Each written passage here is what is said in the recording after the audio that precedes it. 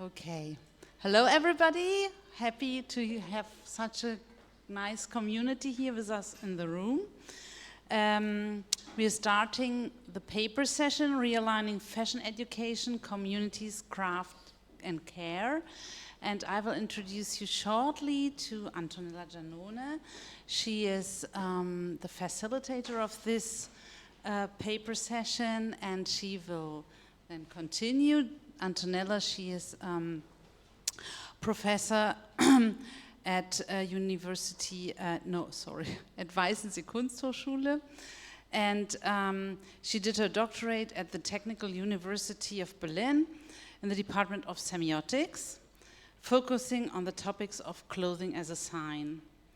Antonella is the author of numerous publications in the field of fashion theory, cultural studies and semiotics of clothing and bodies in different social contexts.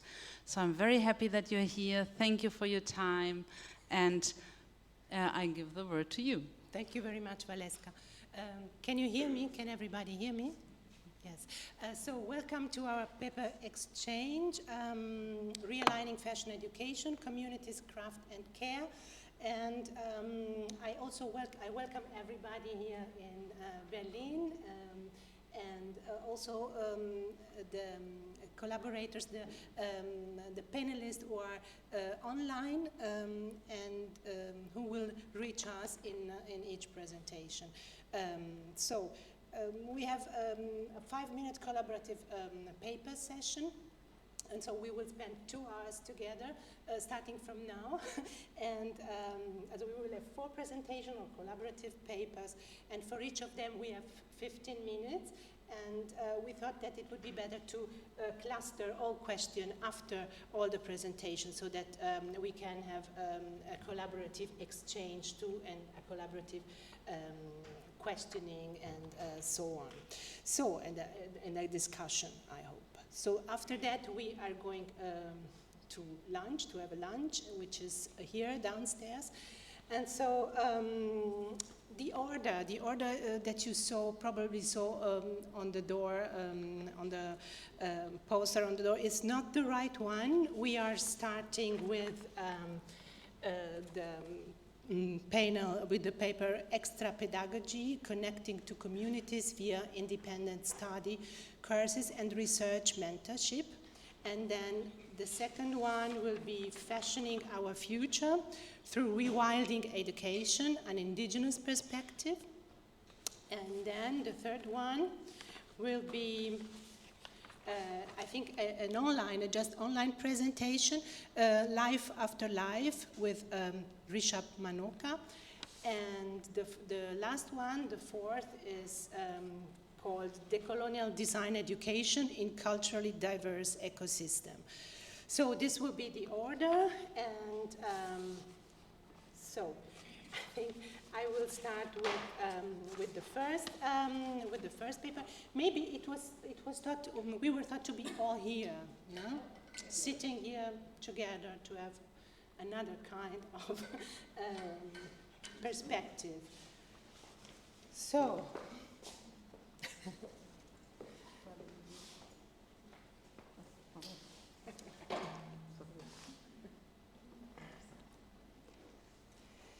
So, Extra Pedagogy, Connecting to Communities via independent study courses and research mentorship. Marie-Geneviève Cyr is here, and this is a collaborative paper, so she will tell us more about the other contributors to this exchange. I just tell something to Marie-Geneviève Cyr. She is the director of the Bachelor of Fine Art Fashion Design program and at Parsons, and an associate professor of fashion design at Parsons School of Design, New York. She has a master in visual culture from New York University and a BA in design and applied arts from the Edinburgh College of Art. And her research examines the politics of abstract desire, hyperreality, hyperconsumption, and the internet. So I think you will tell us more about the other one, the other contributors, and this collaborative, I just tell you a few words on the session. This collaborative presentation focus on teaching methods that can foster interdisciplinary collaborative project by encouraging students to not only collaborate with their peers but also externally in order to build important professional and meaningful relationship. So the floor is yours, please.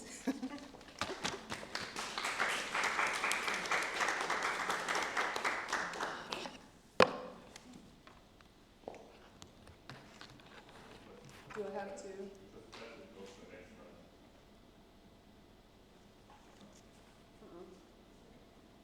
Oh, wait. Ah, all right. Woo. All right. Do I have to use this, you think? Yeah? Yeah, for the people online. Oh, okay, perfect. That's fine. All right. Thank you so much. Thank you for being here today in person. I'm so glad we're all connecting in person as well, and obviously welcome to everyone joining online as well today. I am Mary Genevieve Cyr, yes, the director of the BFA Fashion Design Program and associate professor at Parsons in New York City, where I've been teaching for 13 years. So I'm starting my 14th year.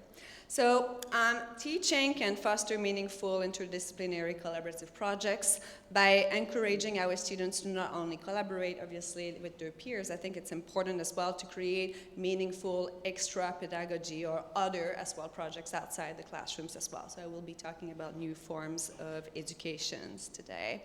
I am presenting 3 case studies from students at Parsons that I collaborate with. It's students from each year level, so we have 1 student from year 2, year 3, and year 4 of the BFA Fashion Design program as well that I will be presenting. These are the contributors. 2 of them actually did graduate from Parsons in 2023, like in May, and 1 of them is a current student. So Constanza in the middle, she was born and raised in Buenos Aires, Argentina, then moved to New York to study fashion design, and she obviously graduated in May. Her work is an invitation for people to celebrate themselves and also honoring generational craftsmanship. So we will talk about her work. Yetande Sapp, the last one here, is a Washington, D.C. born and raised multidisciplinary artist based in Brooklyn. She attends Parsons School of Design right now. She is also a contributor to the Smithsonian Permanent Collection of art for her creative activism work during the 2020 protest in DC. She was also featured in Utopia Project exhibit in November 22. I'm going to talk about her current research project where she received financial as well funding from Parsons as well. The project is really focusing on preserving family narratives, documents, and photographs as well, very centered around the history of Black music and women in her family. The third one, which is the first one here, Gigi, so Giannina Noah Gomez, she graduated in May. She is a designer, performer, filmmaker, and poet. Her work is really focusing on textile, fashion, and film, exploring intersectionality between performance and socially focused narratives. By embracing the absurd, she's kind of a funny character, she strives to create garments that are excessive and exploding and strange, really exploring the historical moment of our planet in peril as well, so really focusing on sustainability. The first case study is called Artisani. That was originally by 3 students at Parsons. So in the fall 2020, I had the pleasure to meet and teach Elle, Constanza, and Jade for the Design Studio 1 course, which is the first course that they come in the BFA Fashion Design program. We were on Zoom, obviously, and it was really interesting to connect students with their geographical systems and living situation. So what I did as a professor, I initiated an exercise called cultural mapping, inviting students to identify their own local systems and resources. So they were looking at, farming, clothing production, artisans, circular system, trades, etc. And this exercise in the classroom led to a much bigger research proposal that they received funding from the university to really concretize as well the project. So while being an introduction, this project, the students really looked at methods to address specific design challenge, developed deep research methodologies, and produced speculative projects as well. Emphasis on designing with a deep consideration for human beings in all aspects of the fashion system. In addition to learning about materials and skills and techniques and concepts, students developed a design collective and engaged in critical dialogue with their communities. Constanza, the student from Buenos Aires, she had contact with artisans from native community in Argentina, where she was actually located in the times of COVID. So she was able to conduct a lot of in-person interviews and site visits. In the fall 2020, Elle, one of the other students, was also part of an elective course that we have at Parsons called Global Artisans. This course also, with my course in Design Studio, really put this big project proposal together and really concretized. So they were looking at the supply chain alternatives and really critically thinking about fair trade and the power structures as well that existed in Argentina. So by combining their skills, their knowledge, the project Artisani explored cultural exchanges and collaboration with the weaver artisan community in Jujuy in Argentina. So Constanza was able to do a lot of the groundwork and continue work on the project all over the summer. The research project investigated fashion design as a part of a system, that interrelated parts that include, but not limited, looking at raw materials, sourcing, labor, production practices and methods, design, garment production, and business side as well of fashion. Artisani brought social awareness and proposed new alternatives, really community-led practice, collaborative design values, and also celebrated Latin American crafts and voices. The goal of this project was to create a brand that focused on the idea of cultural exchange to collaborative projects as well and processes. They proposed a speculative, speculative systems and strategies, collection, so looking at products and materiality as well. Guided by purpose, this important research project proposed new roles for fashion designers, that is, social, professional, and artistic. The merit of this project is to promote preservation of indigenous crafts and materials, ethical practices, and really training the younger generation to work with communities. As a faculty mentor on this project, my role was really to give feedback and work a lot on the research plan, advise on logistics, support the organization, and implement research methodologies to support the system of creating products that make really positive impact on our world. The second case study, it's independent study. That was a really special research project from the student Gigi, so Giannina Gomez. In response to misconceptions about foraging secondhand material, the fashion designer of today really needs to be innovative, obviously, in sourcing as well and using materials. So, Gigi led a symposium that was presented, an international discussion, with designers and artists who only use upcycling, using discarded or damaged fabric as their primary source of creating garments. The symposium titled Foraging Fashion was really about sourcing. It was an international exchange of practices and methodologies focusing on artists and designers from Latin American geography. I'll show you the event in a second. The event included an open conversation and dialogue between students, educators, artists, designers, and general audiences, highlighting some alternative paths as well for fashion. The talk was moderated by Giannina, the students at Parsons. It included speakers I will show you in a second. These are screenshots as well from a lot of her research and conversations with designers mainly in South America. This is like part of her sourcing. She did a lot of field trips. These photos are all in Dominican Republic, where she spent months as well, there as well, doing research. This is also part of her research. And then this is what I want to show you quick. So the speakers included Stephanie Bezarra Rodriguez and Edward Alejandro Gorido, co-founders of Tiempo de Zafra, based in Dominican Republic, an atelier that works exclusively, really, with pre-customer excess textile, creating the production of garments and working as well with leftovers from local tailors and factories as well. Daniela, as well, the co-founder of the Head Show and the Remade Project, based in Puerto Rico, Mexico, New York, and Buenos Aires, is a community of artists as well that use recycling fabric and repurposed textile as well, and object. We have Martinez and Mariano Brescia, co-founder of Decena as well in Chile. Their work really take multiple forms of production as well, developing workshops as well in Skillshare in addition to garments. So aside from the symposium, the student had to also create a book of practical ideas, so thinking about resources, created event organization, and submit big conclusion reports as well to share with other students in the BFA fashion design program. So you see, like, these are just like screenshot of some of her magazine that she did, and she did distribute as well amongst the BFA students. The last one I want to talk about is Yetunde. In the fall of 2021, I had the pleasure to meet Yetunde Sapp, a student now at Parsons.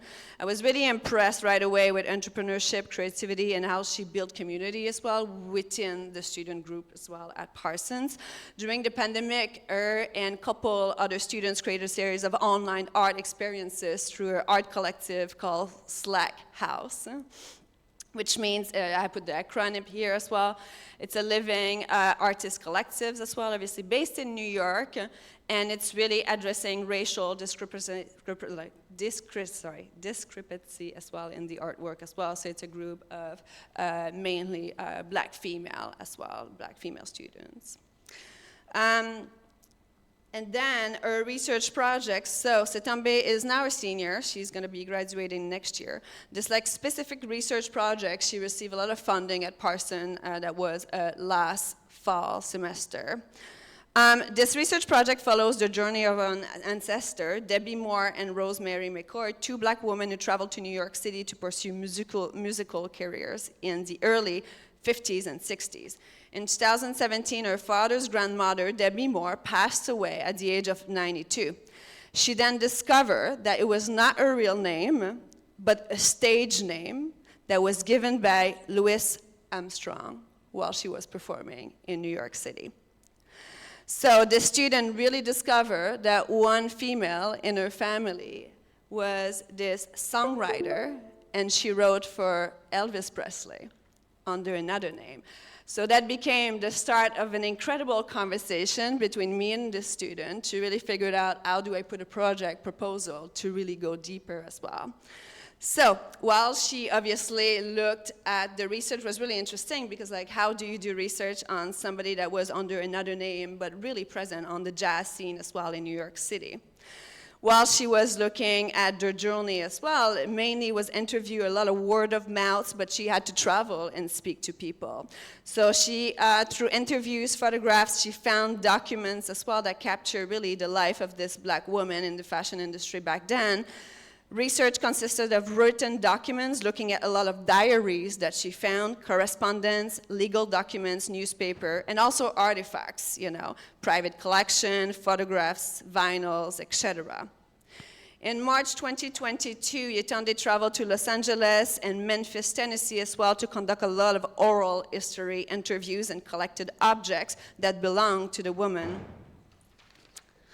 She also traveled to Teaneck, New Jersey. This is where Rose's last home was, to really look at clothing, old photograph, tapes, and other notes as well. After conducting extensive research, Yetunde also discovered a local artist organization that used to put play. They used to put up play about her great-grandma. The third location was Harlem, where her grandmother was allowed to perform at the time as a black woman. She researched records of her performance, flyers, photographs to add to the collection as well. As a mentor, I discussed with Yetunde how to capture this and document oral history. A lot of different interview techniques, coordination of travels, working with release form, any kind of organization for her project as well. And we talk a lot about cataloging as well, all of this work. So she's now working with an organization as well to really preserve this story. Their histories are interwoven with the likes of Elvis and Aretha Franklin and Louis Armstrong and many other iconic names in the music industry. What is very interesting as well is this student is a fashion student. She's a BAFA student, so she's studying journalism and fashion at this moment here at not here at Parsons, but in New York City at Parsons. So now the conversation is how do you translate this beautiful story as well in the fashion context as well, looking at artifact and really how it's going to impact her own world as a young woman in her family as well. In conclusion, we're now looking at new forms of learning, I believe, as well. So it's really important as educator as well that we really look outside a typical classroom and that can lead students to really meaningful and creative paths as well for their own good as well in the fashion ecosystem. We talk a lot about co-creation, but what about co-education? So how do we work with students as faculty, mentor as well? We're all learning with each other. So for me, I think moving towards co-education as a cooperative form of teaching will be very important, like this relationship, to review the relationship between students, faculty, and our fashion ecosystem, so it can become a much more open community. And lastly, the last thing as well, this is another book. So this is a book that I co-edited with Dirk Reiners as well, who used to be the former head of the Fashion Institute in Amsterdam. So this is coming out. It's actually in print now. It's printing now in the Netherlands, and it's going to come out really late fall semester as well. So check on that as well. It's really about inclusive articulation and practices in design, communication, and development. And there are a lot of names here that you may recognize, like Otto as well. I know he's here today, so Otto is in it. Jennifer Whitty, Grace June. There are a lot of people as well that are here at the conference today that are part of this book.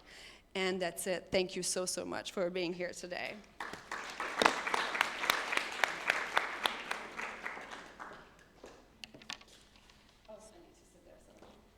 Yes, you want. Maybe you can decide, because it is not really good for look at, you can decide. So, thank you very much, Geneviève Cyr. And now we have the second collaborative exchange, collaborative paper, and it is called Fashioning Our Future Through Rewilding Education, an Indigenous Perspective. And this paper, authors of these papers are Tukaya Ingataki and Karishma Singh Kesley. And Karishma is here with us, and Tukaya is online. Can you hear me? Can you hear us? Yeah. Okay, yeah. Welcome. I just say a few words about you. Tukaya is a Maori descent native to New Zealand. He was born to the teaching of his elders and is passionate about his history and Wakapapa, which means genealogy. He has worked in various areas of New Zealand education system for over 20 years, and he's a keeper of the Maori Tikanga. And Karishma Singh Kesley is an educator, scholar, designer.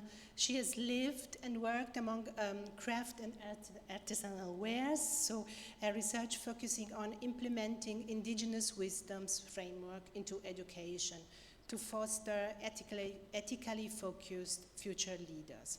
Her current work is in style activism and promotes a paradigm that shifts towards a defashioning through conscious connection to self. Karishma also teaches style activism, entrepreneurship, and sustainable design innovation to secondary and tertiary students in Aotearoa. Yes, thank you very much, Karishma, and I think you can start with your presentation, and thank you very much, Tukaya.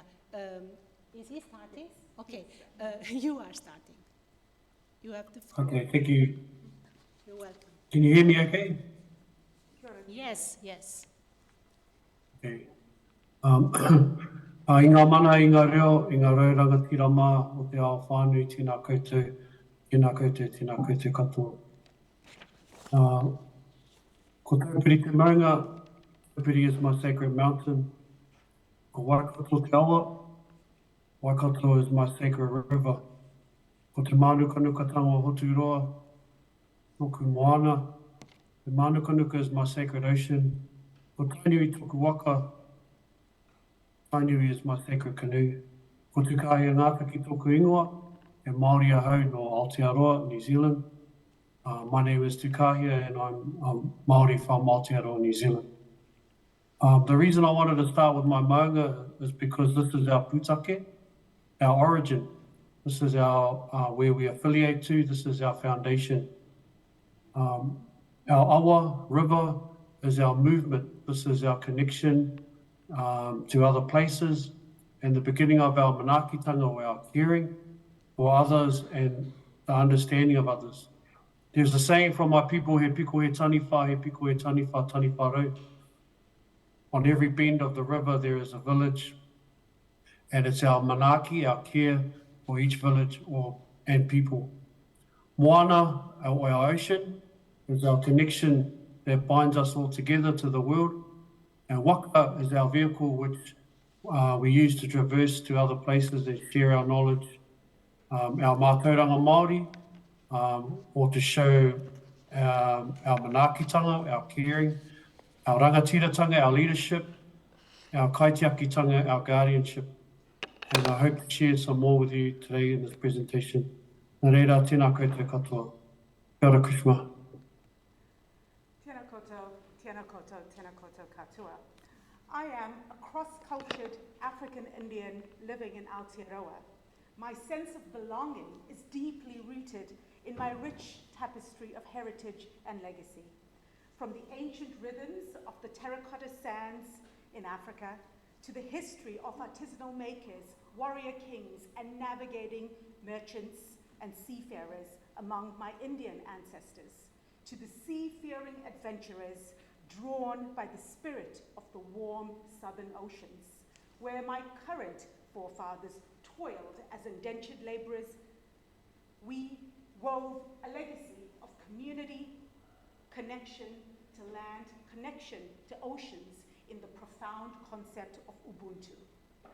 I am proudly part of the Singh iwi, or the Singh clan of KwaZulu-Natal, who cultivated sugarcane along the KwaZulu-Natal coastlines, engaging in numerous community-driven initiatives and grassroots movements that eventually led to the formation of the African National Indian Congress later in the day. My legacy spans continents, intertwining the earth, the ocean, and the mountains, from Africa's Table Mountain to India's Himalayas, and currently to New Zealand, Aotearoa's Mount Hikarangi, the land that hits the first light every day. Tēnā koutou, tēnā koutou, tēnā koutou katoa.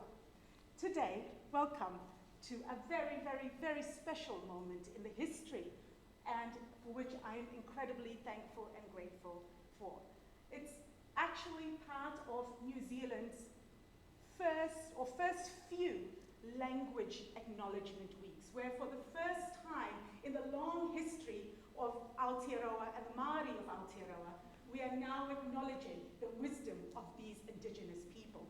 And it's from this perspective that I am going to be talking to you today. We're going to talk about Indigenous peoples and Indigenous thinking and Indigenous knowledge. So let's start with, firstly, who are the Indigenous peoples of the world? After all, we all have an indigeneity, don't we? We all have a culture. We all have a heritage that connects ultimately back to the earth. That is true.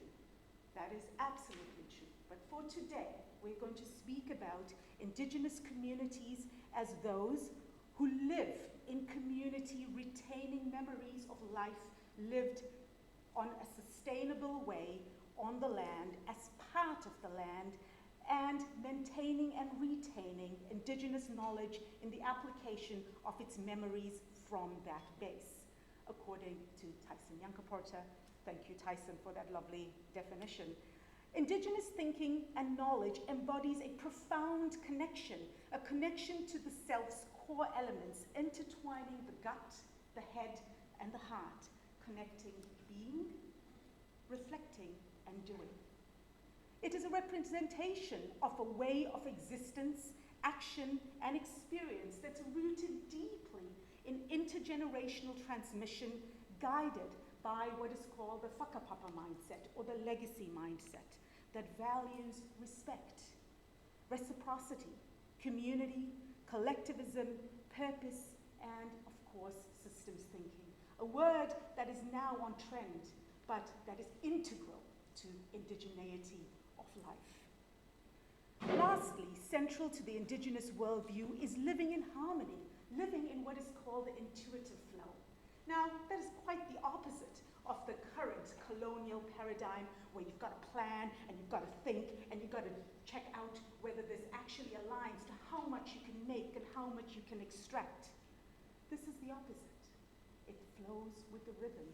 And if you are in connection with that rhythm, so then you will prosper with the land, in the land, and off the land.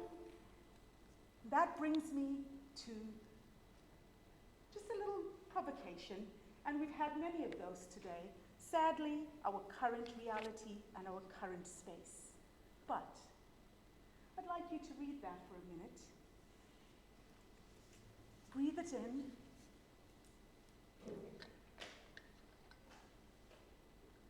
And breathe it out. And as you breathe out, we're going to read and we're going to breathe our hope. We're going to breathe and we're going to be all that we actually are, all that we truly are from something that we have long actually forgotten. It's time for us to ponder the legacies that we wish to leave on this earth, considering our diverse worldviews, our diverse ancestral wisdoms, and not just simply one dominant way.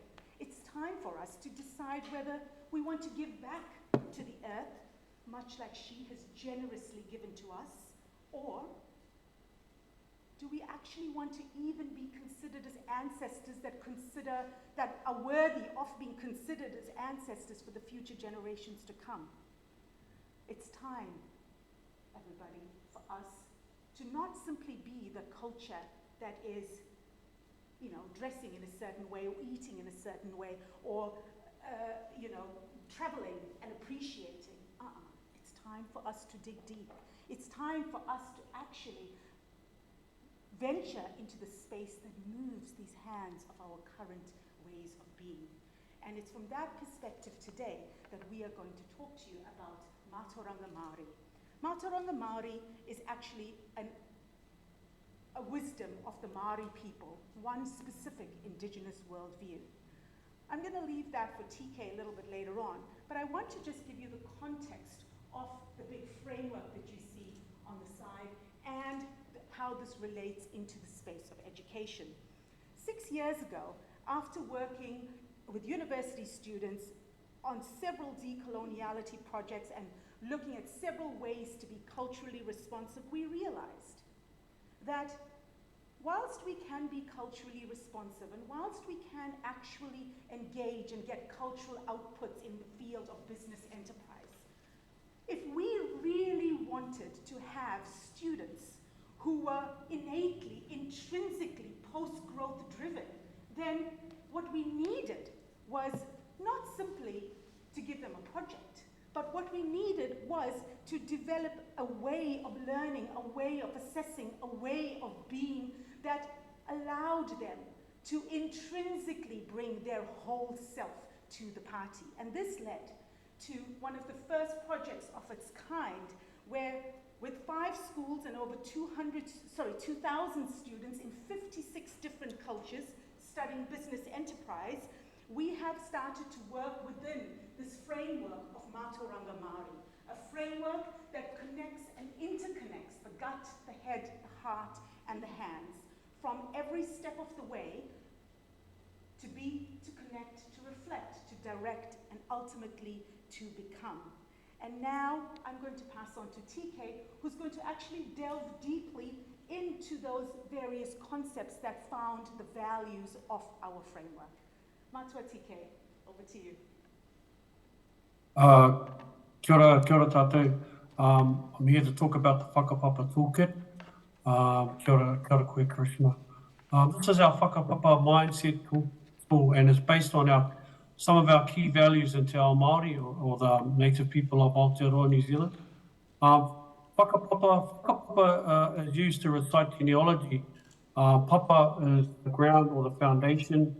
And whakapapa is a metaphor to lay ground on top of ground, essentially showing your connection to the land, the whenua, and also to the past, present and future. So we use this, the whakapapa toolkit, as the foundation of our key values. Manaakitanga translates to strength to support. It's a word for caring, empathy, compassion, understanding of each other. And as you can see by the shape of the heart inside the slide there, it's a joint of the love. Another key value is kaitiakitanga. Kaitiakitanga translates to guardianship, nurture, connect to whenua, ensures the environment is both physically and spiritually safe for our future generations. So also another key value. Rangatiratanga. Tino rangatiratanga. Ranga in the Māori concept is the action of weaving. Tira is the object that is weaved. So rangatiratanga translates to a leader. And in Te Ao Māori, the leader or a chief is not necessarily the strongest or the bravest, but is considered a person who can weave people together to create the greater outcome. So that's also a really important value of ours. Kotahitanga, tahi is one. Kotahitanga is the act of being one. Take is represented as an origin or the beginning. So as you can see with the shape that we have there, the koru, it has an inside with a beginning and expands out. So quite a common shape in New Zealand, Aotearoa. But yeah, that's where it starts from the middle and it expands out. Whakapapa, which I already talked about, and the last one, but not least, and possibly one of the most important is whanaungatanga, which breaks down to whānau. So whānau in Te Ao Māori is family, and whanaungatanga is the act of being family. So whether you're blood related or not, it's that act of being family. So these are some of the core values that make up our whakapapa mindset toolkit, and from an Indigenous Māori framework from Aotearoa, New Zealand. And thank you for listening. Kia ora. Tēnā koe, Krishna. And now for the diagram that brings all of that learning together into the whakapapa mindset. Now whakapapa, as you've heard, is about deep thinking. It's about creating what is called long time. And why do we want to create long time? Because for us to create long time, it means we're going to create deep culture. And why do we need to create deep culture? Because if we want to think about the generations to come and the legacy we leave, and if we want to instill in students this kind of thinking where I am because we are for yesterday, for now, and for the future. In Te Reo Māori, they say, I'm going to walk into the future backwards, so that I remember that past and I take it with me.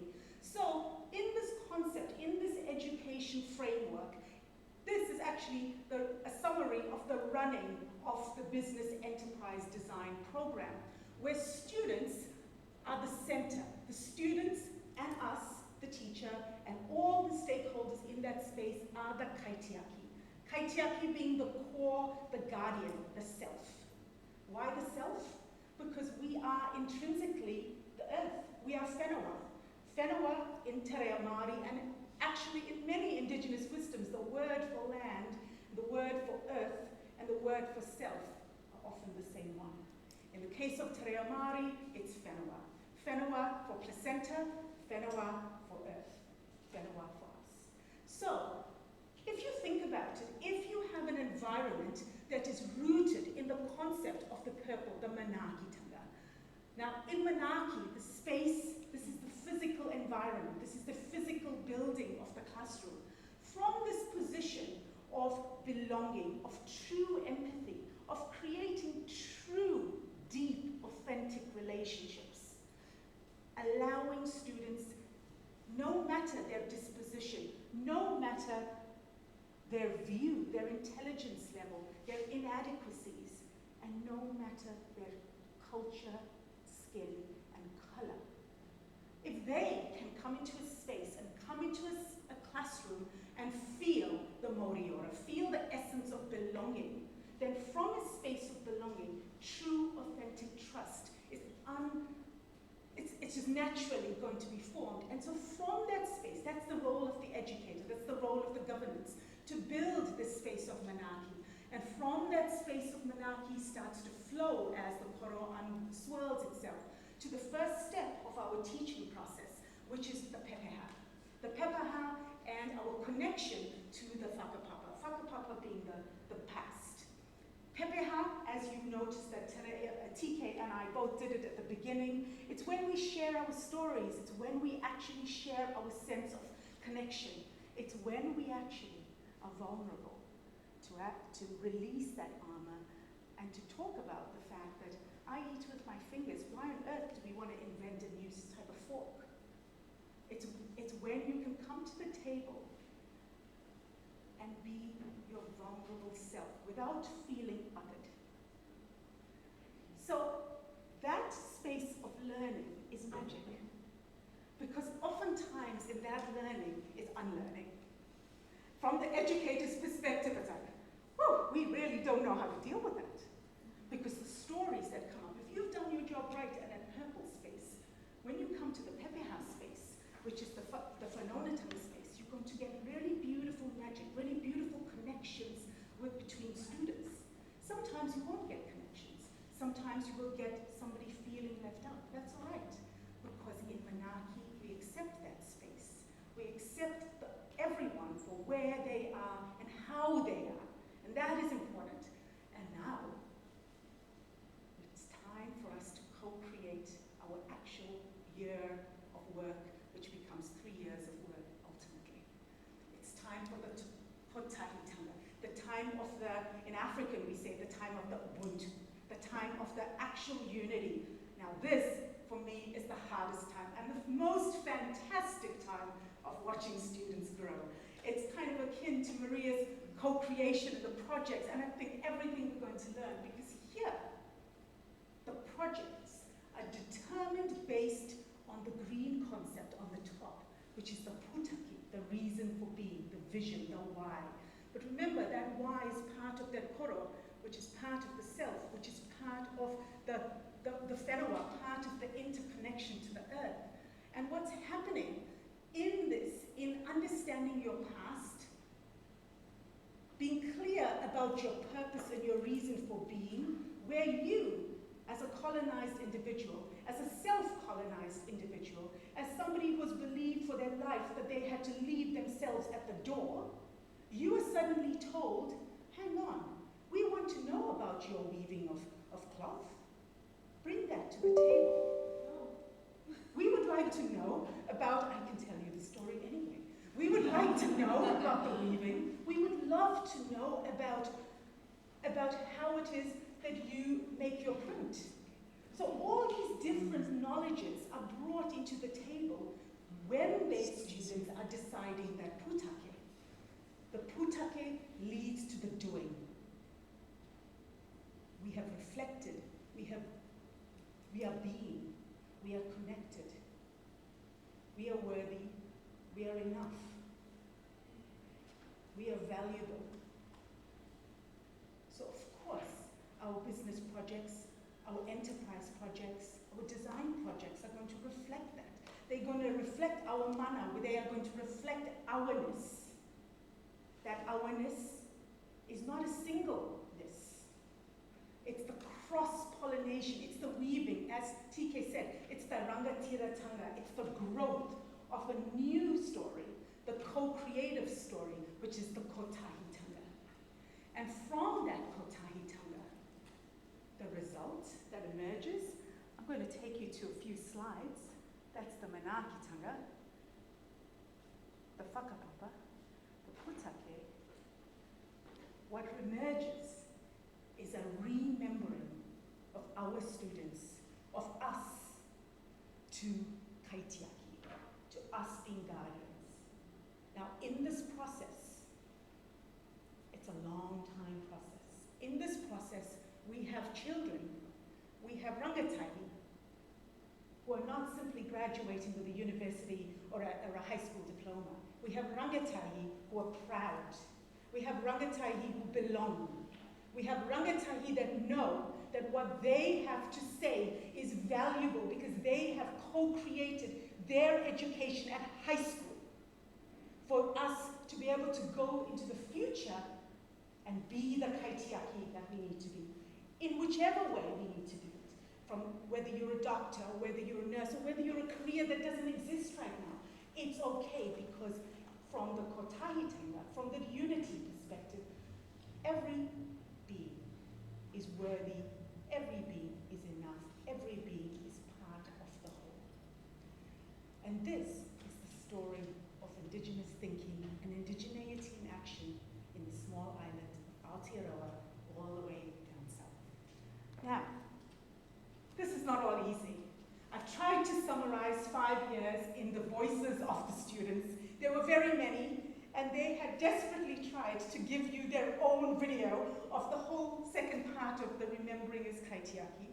But as I got on the plane, about 45 hours ago, I got an urgent message saying, "Fire Kelsey, what do you want? Do you want the truth? We've given you the video as you've seen it, but it's not looking great. We didn't get the voices in. Can you just put these voices in as learnings? And we promise you we'll give you the video, but we just can't get there. We can't balance it out. We can't do it." Now that leads me to the first key learning. This process looked like a really small 15-minute presentation actually contradicts totally the concept of linear time. It totally contradicts this concept. And as a result, I'm perfectly okay with the student-led initiative that didn't pan out in a video today. Did it change the learning? No. Will you get the video? Yeah. Probably a little bit later. Does it matter? No, because it still doesn't impact your learning. You still learn it. And they still have experienced it. So, as an educator, I have to be okay with that.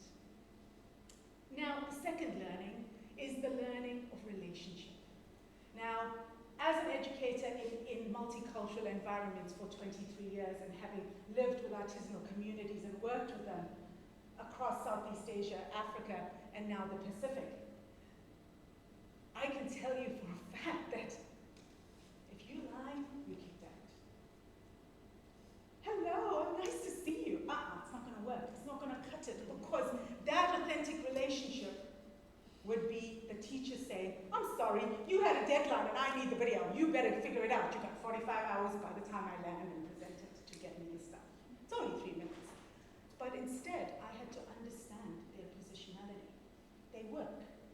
I teach children who are in the lowest socioeconomic area of Aotearoa. And most of them are putting food on their table. Does it really matter that I don't have a video? No. But the relationship is based on such deep trust that it's not going to affect their long-term learning. It's not going to affect their way of being, that they're able to share it. And we don't do this.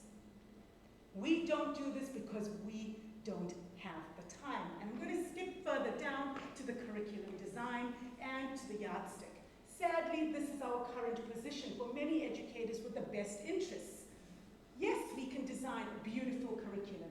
Yes, our curriculum is experimental, it's explorative, it's wayfinding, it's project-driven, it's co-created with the learner, oftentimes meaning we know nothing about it. We're going to have to figure it out. When we get businesses that are not talking about profit as money, when we get businesses that are talking about profit as in the bird song, you've got to be willing to listen to that. Now, maybe us here are, but the majority of us are not quite there yet. That's a bit sad. So we're going to need curriculum design that requires a deep amount of unlearning from us, relearning from us, and the willingness and the courage for us to let go of our power. And this is a part that I'm not sure that Western education is ready to do yet.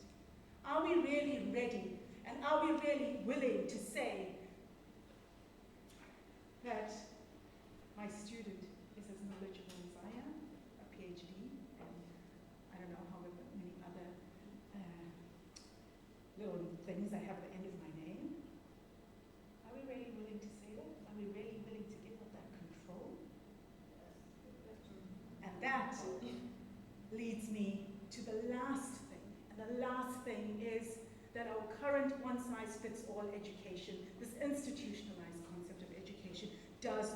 work. It's outdated. It has to change. And this is directly from the voice. This looks this way because I literally took the ideas that they gave to me and flicked it in a slide at the end. This is coming from them. They want an education that looks more like commons, that has got no hierarchy of country and definitely no hierarchy of wisdom. On that note, I would like to conclude by inviting you. I'm going to invite you, for us, to be brave enough to go back into our indigenous thinkings, into our old ways of being, into our current positionalities, and remember, and let's bring our remembrance to the table. Let's bring our whole selves to the vulnerable, in the vulnerable spaces that we can, even if we can't be. Let's bring that. And I'm going to let TK give you the Māori version of this, but in English it basically is that there's but one eye of a needle. Yeah, kia ora tātou. He whakatau ki tēnei a proverb, ko tahi te koha o te ngira e kuhungai te miro mā, te miro pango, te miro whiro. Nā kingi tāwhia tēnei. Kia ora, TK. Now, the reason this whakatauki is really important, and the reason I will end with this, is because King Tawhaingo was the king of the dominant Māori tribes back in the time before the treaty, back in the time when the beautiful Māori invited the Pākehā, their colonizers, to the table to learn, to co-create. That is not, and that was not, ever the intention of the Pākehā colonizer and the Crown, aka New Zealand. But here we are today, many hundreds of years later, with the same whakatauki. Why? Because we all have a wisdom and we all have a knowing. And if we want to shift the narrative, all of our knowings are worthy and need to be heard together. Tēnā koutou, tēnā koutou, tēnā koutou katoa. Kia ora.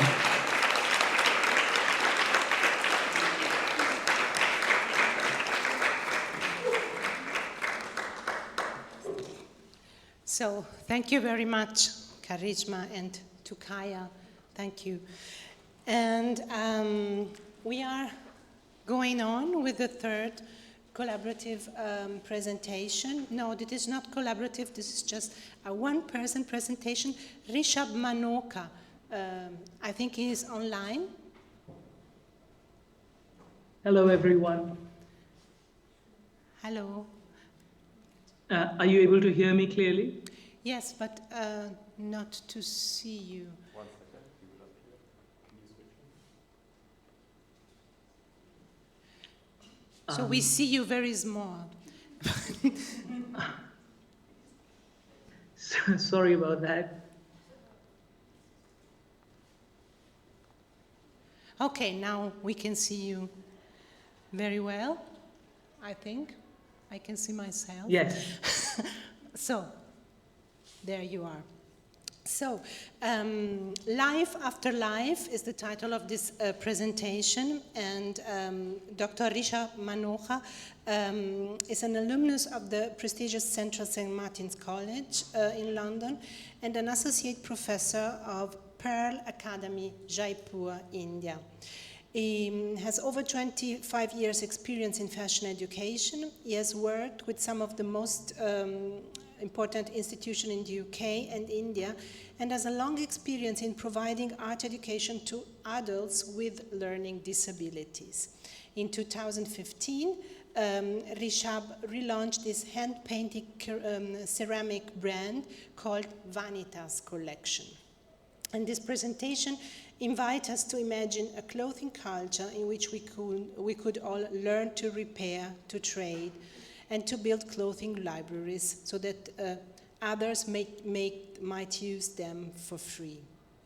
So, and he's showing us 3 case studies focusing on the role of upcycling in the context of Indian manufacturers. So, welcome, and the floor is yours.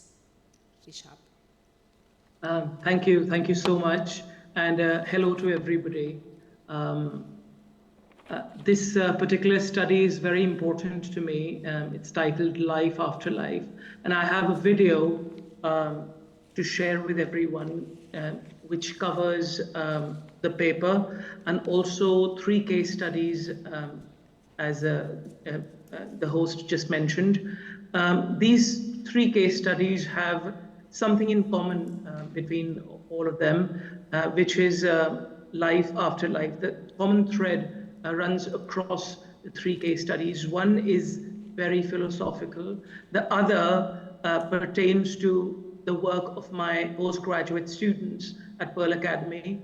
And the third one looks at a startup that is built on the idea of circularity. So through the video, you will all see how circularity is something that is not new to India, and it has been there during the medieval time, also through the work of my students, how they have created curative textiles, they've handcrafted them, and then the startup, which is the last case study. Could I please request the conference team to play my video? Yes. Thank you.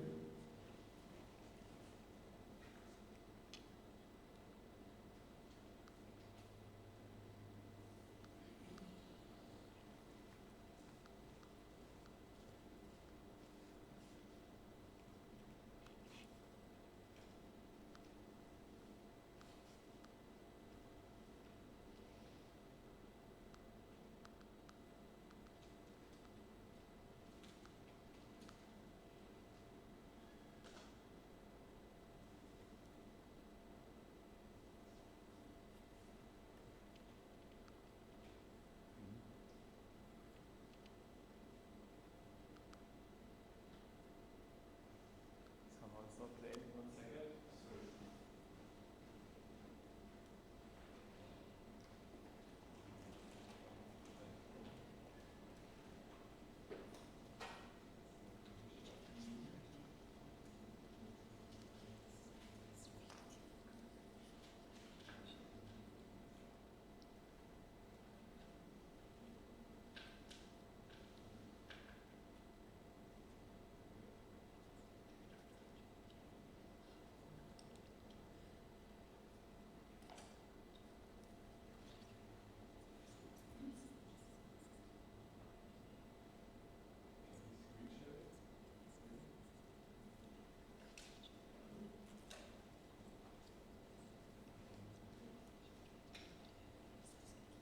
Could you just press the play button? I think at the bottom should work.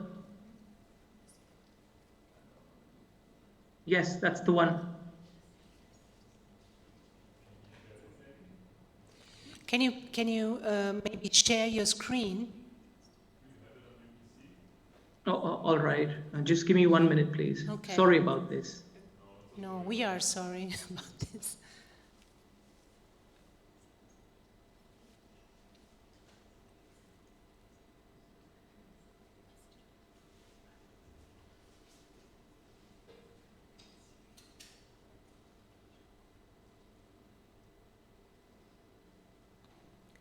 We cannot hear you. Are you able to see my screen now?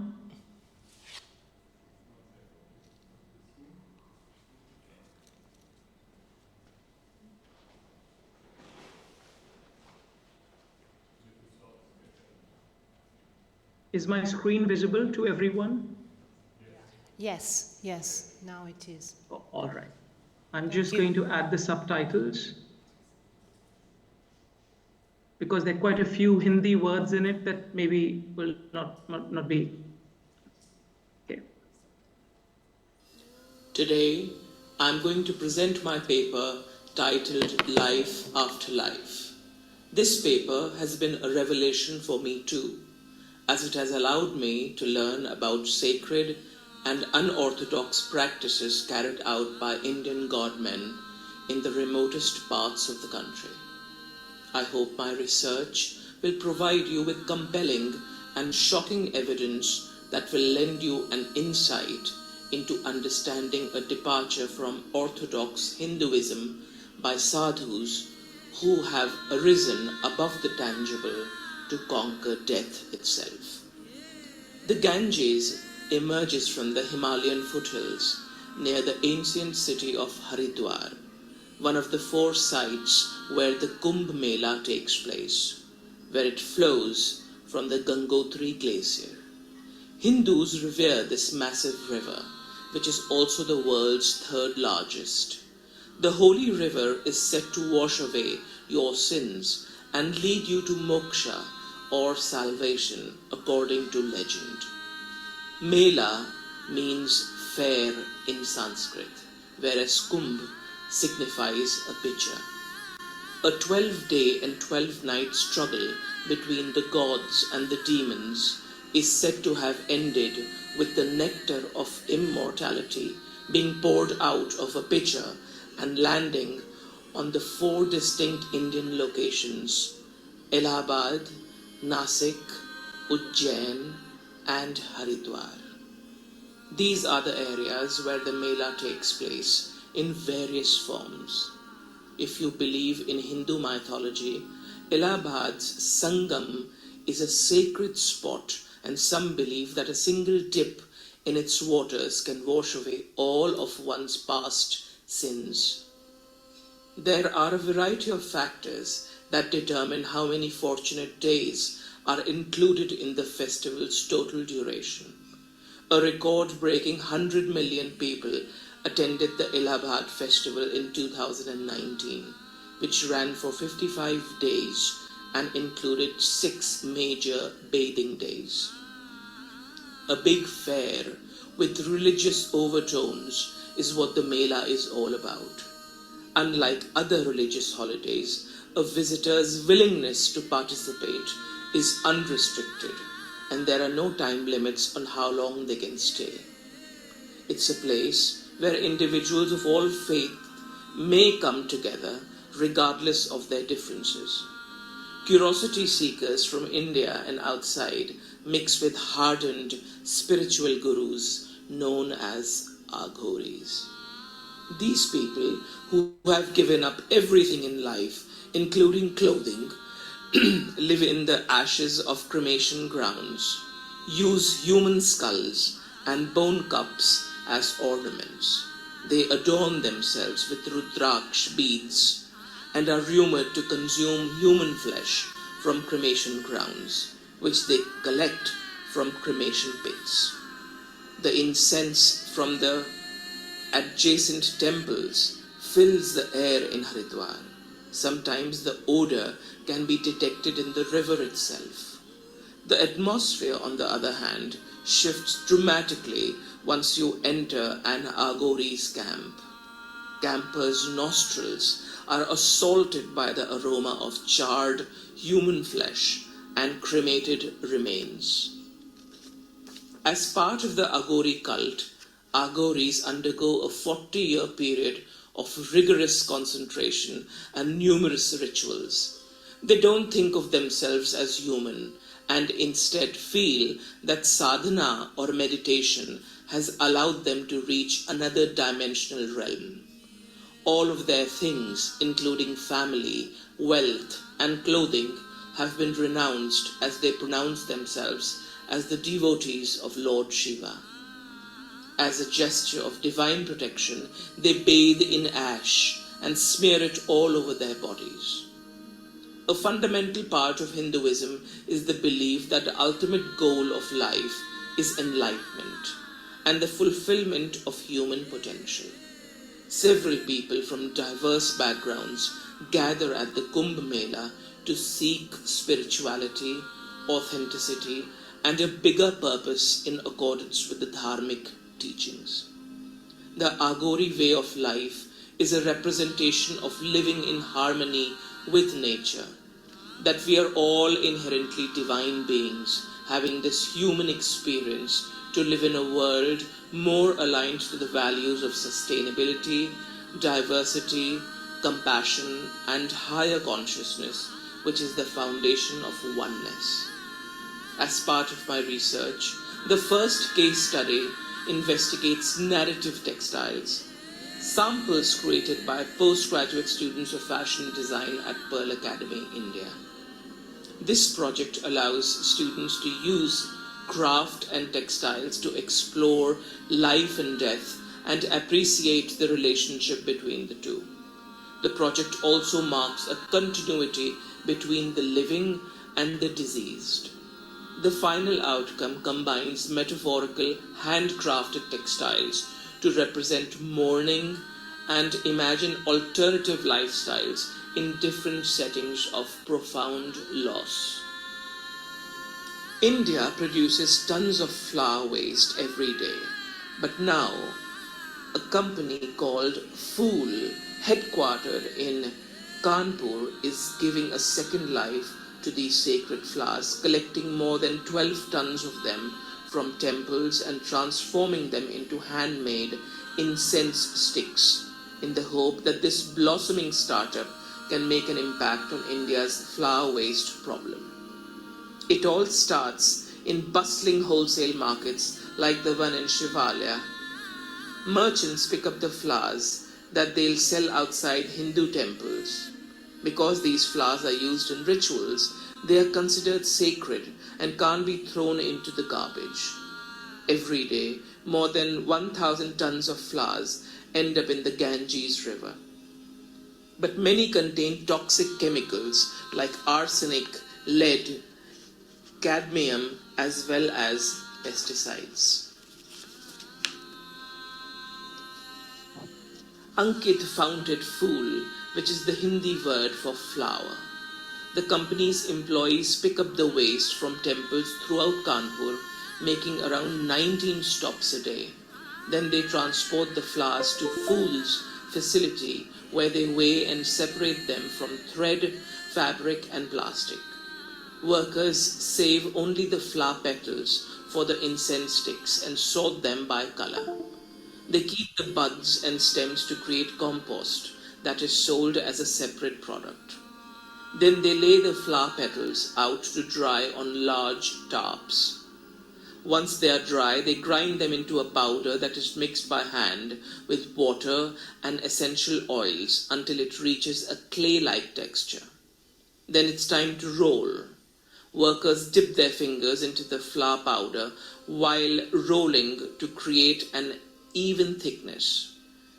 Then they let the sticks dry before dipping them again in essential oils. They are laid out to dry one more time, then packaged up. Workers here can produce around 400 incense sticks every hour. Ankit calls this transformation flower cycling, and he says his product is cleaner than others. Ankit also wants to find out other ways of recycling flowers. He started a research lab to develop new products. They are testing vegan leather and biodegradable alternative to styrofoam, but those aren't ready for sale. Still, floral waste makes up only about 16% of pollution that runs into the Ganges. Harmful chemicals open sewer drainage, and garbage run directly into the river. That's a growing danger for more than 400 million people that rely on the river for drinking water.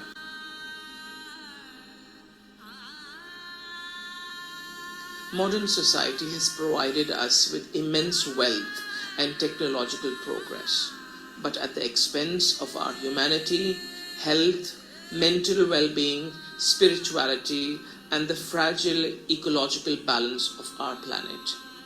Nature, inner tranquility, sustainability, and the holy must be at the forefront of human existence to create alternative paradigms linked with dharma. People from indigenous cultures, religions, always turn to their ancestors for wisdom and guidance in all things. Could their model for civilization provide a path forward for a world out of balance? Since the world is becoming more and more aware of yoga and other forms of meditation, I believe it is possible.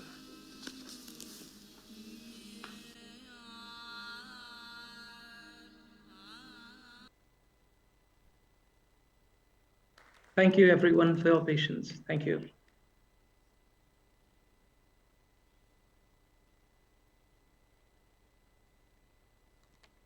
So thank you very much for this beautiful film. And we go on with next presentation, which is also the last one for this collaborative session. And the presentation is called Decolonial Design Education in Culturally Diverse Ecosystems. Laia Chiravuru is here with us, and other contributors of this presentation are Akshita Gangwal. She is online, yes? We will check it now. And other contributors are Zakia Adil Khatri. I just say a few words about Laia and about Akshita. Hello, Akshita, can you hear us?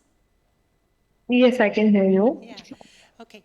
Laia Chiravuru is a design researcher with a background as a fashion designer, specializing in creating social design strategies to support the fashion and lifestyle industry through research for sustainable impact. She's invested in examining the nuances of cultural sustainability within the textile craft ecosystem of South Asia, and she's also an alumnus of the Bauhaus Dessau Foundation here in Germany. And Ashkita Gangwal is a craft textile designer focused on the field of the revival and research through multiple Indian craft projects. She has worked she has worked a lot promoting the tribal Kasota weave of Gujarat, batik prints, and natural dyeing. After graduating from the Indian Institute of Crafts and Design, Jaipur, she founded Akar, is a brand supporting local artisans for design and capacity building. Thank you very much to both of us, and you can start with your presentation. Maybe you want to tell something about Zakia, or should I do it? Okay, so the third contributors of this paper is Zakia Adil Khatri. She could not be here today, and she's an artisan designer and a fourth generation Bandhani artisan from Bui, Gujarat, India. She has given lectures in Peru, in Wisconsin, and she has studied at Kala Rashka Vidyalaya, and she is taking forward the crafts heritage by co-founding a brand focused on encouraging women artisans to create Bandhani textile. The brand is called Bairaj. Bairaj. Okay, so it is not really easy to pronounce all these names. Sorry if I don't do it properly, but so it's my failure. Okay, thank you very much, and you can start. Thank you so much. Am I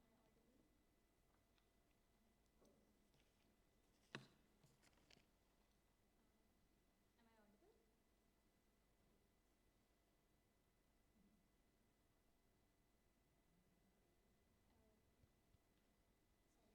Maybe you can take one of this.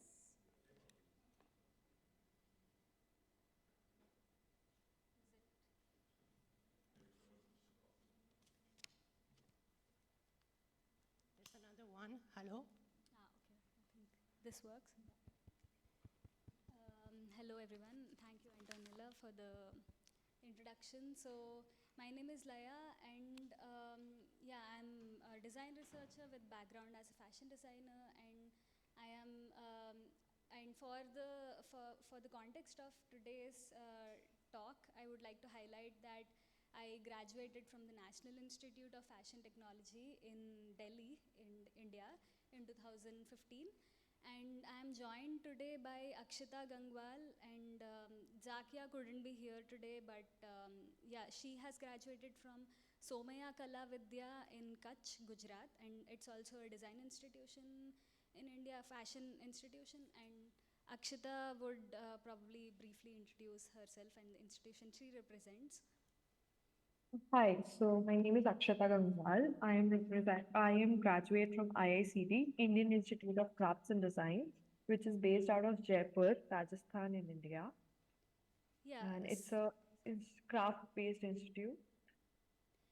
Yeah, so together we have developed this collaborative presentation today by representing 3 different institutions in India, and that is what we would like to highlight, the diversity of institutions that are engaged in fashion education today in India.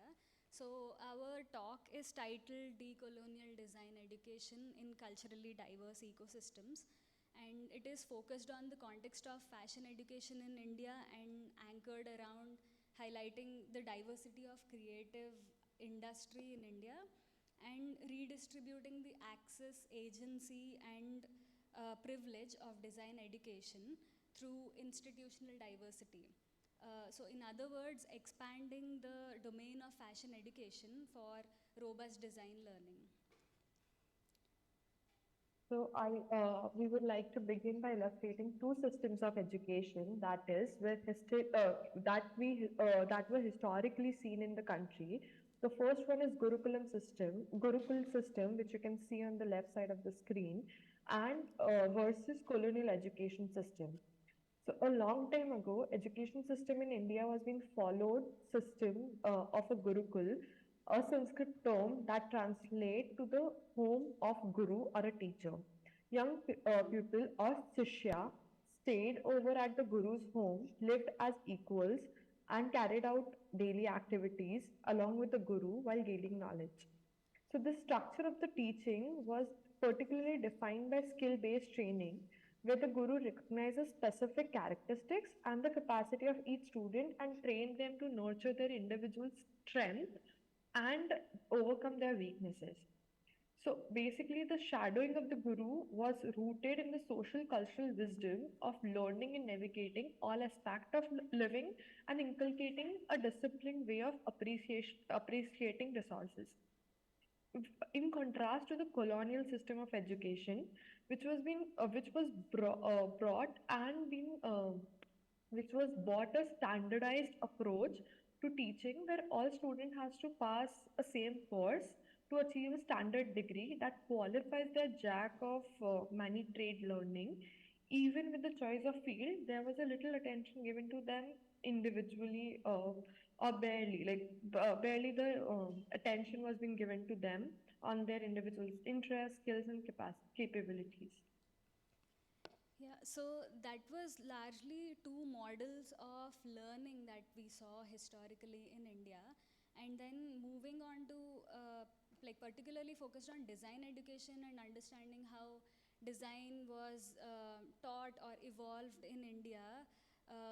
Early on, like before colonialism, we had art, craft, and design practices that have been very interlinked and seamlessly interlinked as practices, and culturally this had been passed down as generational knowledge to the next generation of artisans. So the way artisan communities used to practice art and crafts was that it was linked in apprenticeship, where the younger generation would absorb the knowledge from the artisan family, and it was tied to the geographies, and it was local and limited, the kind of art and craft that was being practiced in India.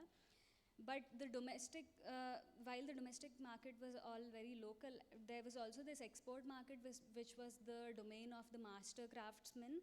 So there was also like a domestic market and also export market that already existed. And mainly the way design was being practiced before was it was passed down as oral knowledge to the communities, and it was inherited by the artisans' children through apprenticeship, like how it's illustrated in the picture here. And in the newly independent India, there was a need to establish a modern design identity to like Indian design. So to like understanding the socio-economic needs of the society, the first design school was established in 1961, and then the first fashion institution emerged in 1986 to integrate industrial design and fashion with the textile economy of the country.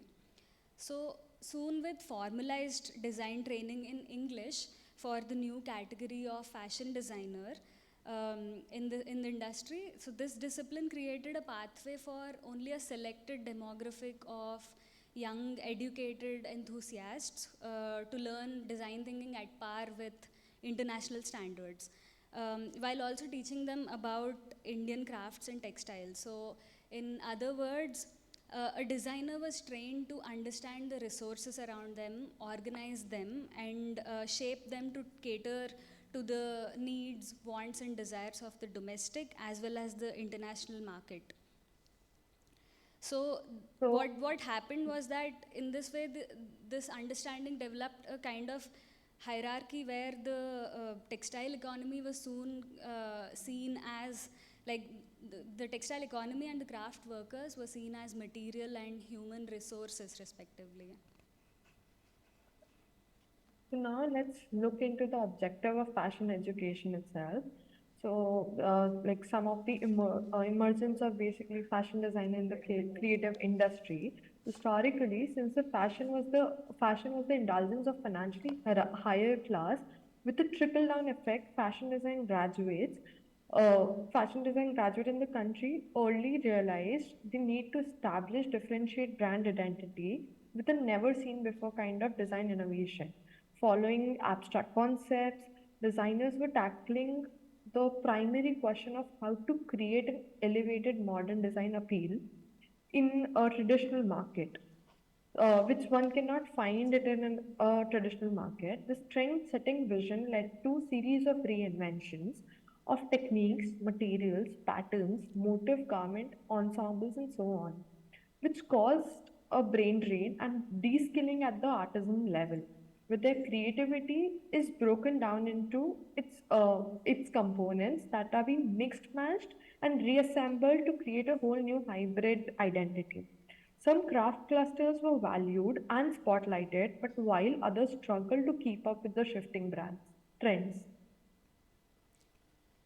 Yeah, so this format of fashion education then was not serving to the vast diversity of creativity that existed in India, and because India and Indian design is defined by its rich socio-cultural diversity, and to show that, we picked this Google Doodle that was from 15th of August this year, which was Indian Independence Day, and it represents textiles from each state of India, and it's only a small selection of the vast diversity of creativity that exists in the country.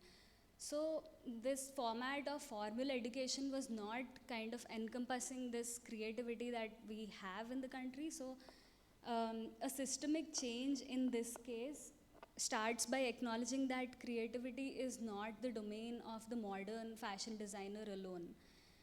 So the creative economy in India comprises a vast diversity of thinkers, makers, creative communities, innovators, organizers, and entrepreneurs who have always worked in close cooperation. Particularly in fashion, India is a strong production country which engages a lot of minds and hands across the country, across the geographies, in this end-to-end value chain. So for culturally sustaining such a vastly diverse economy, there was a systemic need to look into alternative curricula and structures of learning, which meant broadening the field of formal education to include this vast diversity of artistic practitioners practitioners and creative groups that we have in the country. So, what do you suggest, like a brand new system or a cultural throwback? So, destandardizing design education, acknowledging the diverse creative capacities in the country, called for destandardizing design education and bringing institutional diversity to serve this goal. Decolonial thinking does not translate overhauling existing structure to go back to the old ways, but objectively recognizing the potential of the old and new systems and bridging them together synergistically. It need not to be encompassed in only one institute. That is what destandardization would mean. So it has to be an overall system where all the institutes come at a with a building a bridge between the modern education system and the like the Gurukulam system. So, as examples of what such a de-standardized system of education would mean, and which format of diverse approaches coexist in this field, we highlight three institutions here. So, the first is National Institute of Fashion Technology, NIFT, and the second Indian Institute of Craft and Design, IICD, and the third Somaya Kalavidya, SKV. Each has its own special education model, which serves a particular kind of audience, which is why we wanted to highlight these three different institutions. NIFT, with its various design courses, places a great focus on providing international exposure to students who are seeking to become fashion entrepreneurs or seeking diverse role in the fashion industry that are either craft inspired or even non-craft. It also works in close coordination with the Textile Ministry of India to integrate design projects, to integrate the textile economy with domestic and international fashion markets. Whereas IICD specifically leverages the craft capacity of the country and embeds craft making and thinking into every course, at the center of every design course.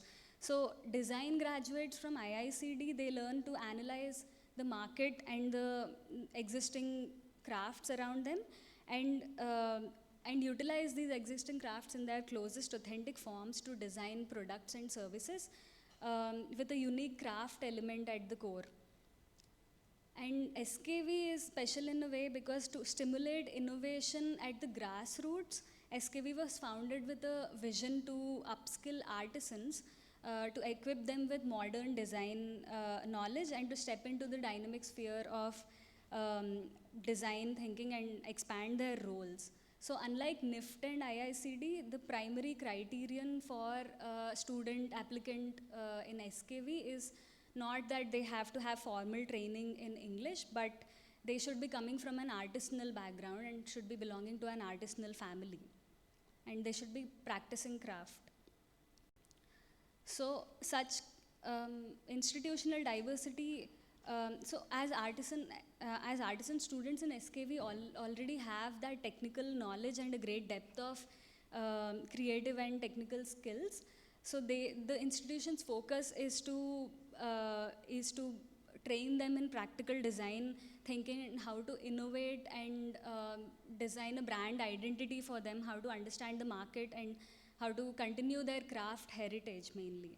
So this form of institutional diversity also emphasizes the importance of different actors in a creative ecosystem and how they coexist in that ecosystem. So destandardizing education allows room for many actors actors in the creative industry to reach the same footing of seeking knowledge access and market agency. And also such creative specializations such as the artisan designer are they become more visible through such diverse institutions. And one more example of decolonial thinking that we'd like to highlight here is that every year SKV invites its graduates, its alumni for a trend forecasting event where they share the knowledge that they have about the market and introduce the design graduates to emerging concepts. So this format of knowledge sharing is it really underlines the ethos of Creative Commons as a part of fashion education itself. So, like when we see all the institutes, so one of the very crucial aspects is the hierarchical relationship. So, in colonial education, the hierarchical relationship between the professional expert and the student in the classroom is of a student and an expert. The knowledge gained in this approach was being applied in the industry later. While working with the various actors in the value chain, especially the artisans. This further led to a tense dynamic between the student with design qualification and the artisan with the practical design skills. When young European students with theoretical design knowledge barely have any practical experience, visits a ruler craft cluster to work, initially there is a noticeable friction between them, friction between the artisan and the student. Because like artisan used to like artisan follow a standard set of methods and standard set of method and processes from generation, which is being continued from generation, and they're reluctant to explore new concepts and adapt readily. For the designers to create and show new possibilities, and for the artisan to bring their expertise to shape them creatively, it first required developing a relationship between them and a mutual trust by learning each other techniques and thought processes. There was a need to intricate their spaces, skills, and objectives.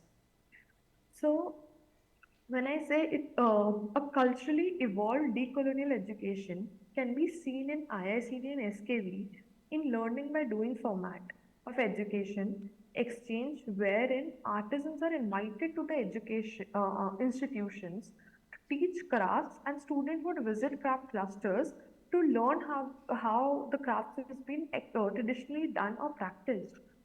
So the bilateral engagement between the artisan and the student is again rooted to a Gurukul education system of collaborative immersive learning, where the artisan takes an active role as a teacher instead of a worker.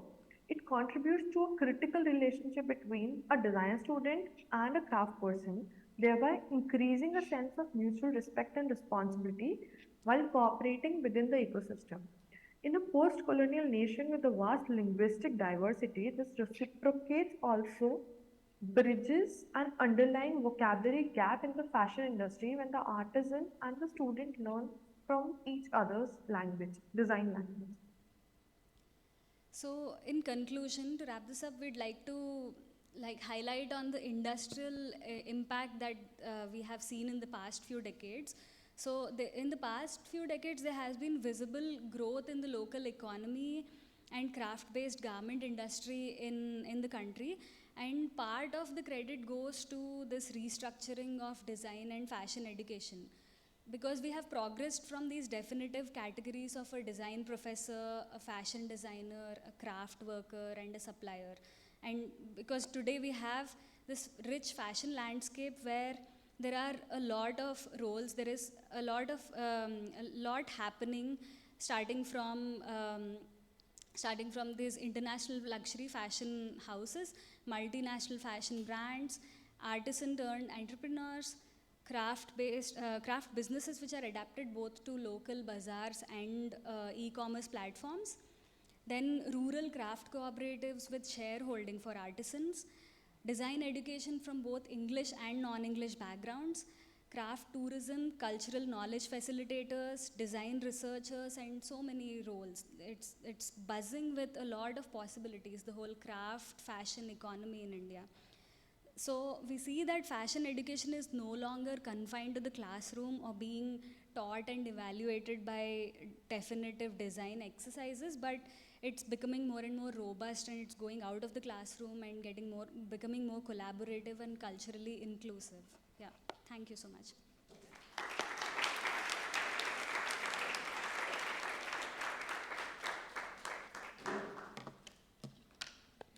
So, we had now the last presentation, and we have the possibilities. We have, I think, 20 minutes to discuss together, to ask questions. I want to thank all contributors for being here, for sharing with us these ideas about realigning fashion education through alternative methods to changing paradigms and focusing on degrowth, on cultural heritage, and on many others concepts which came through these papers, through this presentation.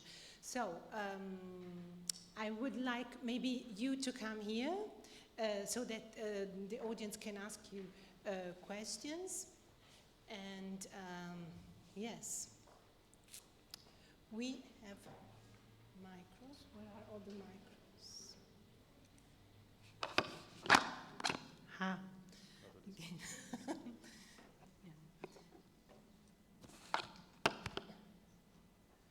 So I think you can start with questions. Yes, please. I have a question for Karishma. You showed this one very beautiful green slide with a text where you invited us to read. And then you passed on to the next slide so quickly that when I followed your invitation and I thought like, oh, now I can take a deep breath and I can actually read, the slide was gone. Pardon me. So my question is it possible that we can have a second look at that slide and that I can read the text? It was one of Tyron's texts, Yes. I believe. Thank you so much. I'm sorry about that. No problem. Really trying to be conscious of linear time, and as you can see, I'm not very good at linear time. Right. So you gave that invitation to get out of the near time, and then whoop. Thank you. So this is the putaki that I wanted to bring your attention to, and it's from my lovely friend, colleague, Tyson.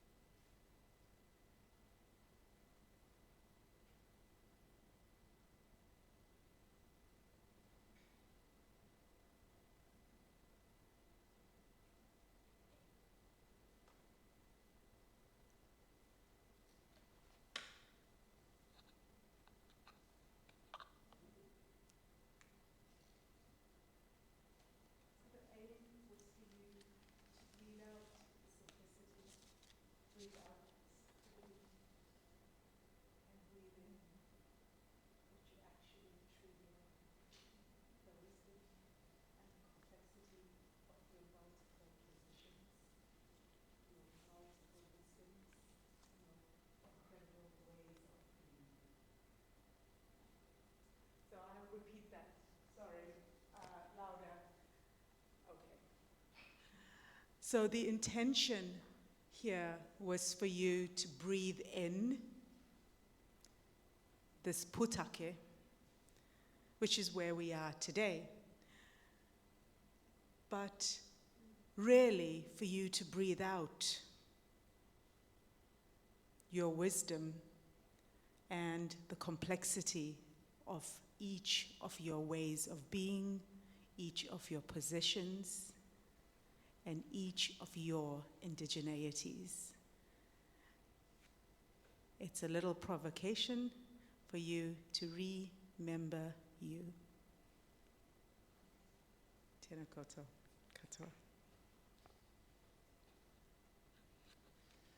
So, thank you very much. Are there any other questions? Yes, please. Yeah, thank you, everybody. You can just say who you are, just shortly. So yeah. just present yourself. So. I'm Elisa Palomino. I'm an independent researcher. And yeah, I just wanted to thank everybody for their beautiful presentations. And particularly, I really appreciate Laya and Rishabh's last presentations. And I love the idea about the Gurukul system of learning. I've never heard about it, and it makes a lot of sense. I mean, having the guru, even though the word guru has kind of negative meanings, but just the the connection with nature and the connection with spirituality, which I think is very much lost in society right now, and is very much connected with the extraction of materials as well.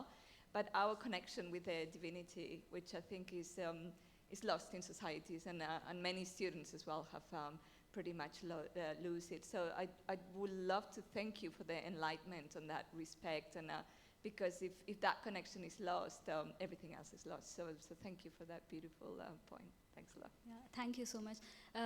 What we had on our mind to highlight, why we highlighted that Gurukul system of education was that the important thing today, in today's context, is understanding the limited resources around you when you are learning how to engage with an environment.